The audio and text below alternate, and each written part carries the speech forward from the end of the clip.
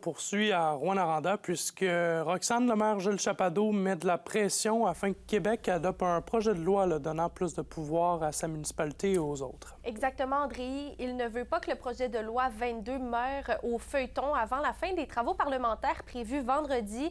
Cette législation donnerait davantage de pouvoir d'intervention aux municipalités, ce qui pourrait permettre de répondre à plusieurs revendications formulées par la Ville. Parmi les demandes figure notamment l'obtention du pouvoir d'imposer une taxe sur l'immatriculation, une mesure qui permettrait d'assurer un financement durable du transport collectif et ainsi maintenir la gratuité des transports en commun. L'administration demande également des ajustements au programme d'amélioration et de construction d'infrastructures municipales qui pourraient grandement aider les quartiers dans le statut de la Ville MRC. Je vous laisse entendre Gilles Chapado vous en dire davantage. Par exemple, pour la Ville de Rouyn-Noranda, pour financer son transport en commun, avec le pouvoir de taxation sur l'immatriculation, mais aussi pour nos quartiers ruraux, la question de développement de nos quartiers. Donc, ça pourrait changer grandement les choses. Bien, il y a des programmes que nos quartiers pourraient se prévaloir, par exemple sur la question des commerces de proximité, par exemple, sur du développement au niveau de la ruralité.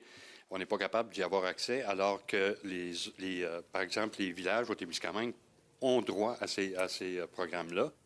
Et Roxane, il y a une autre loi en préparation qui retient aussi l'attention du maire, le projet de loi 11.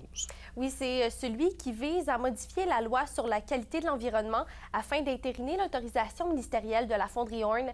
Cette modification permettrait de prolonger l'autorisation actuelle jusqu'en 2033. Le maire de Rouyn-Noranda, Gilles Chapado, souhaite d'ailleurs que Québec adopte cette loi puisqu'elle permettrait, selon lui, d'aller de l'avant avec les investissements nécessaires à la modernisation de la fonderie Horn. On l'écoute.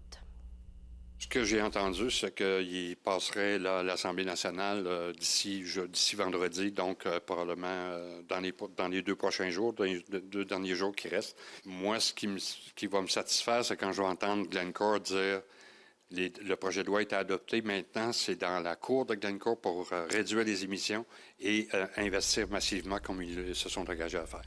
Le temps presse pour l'adoption de ces 2 projets de loi alors que plus d'une quinzaine de projets de loi doivent encore être adoptés avant la fin de la session parlementaire prévue vendredi. À suivre donc. Merci beaucoup, Roxane. Je vous en prie.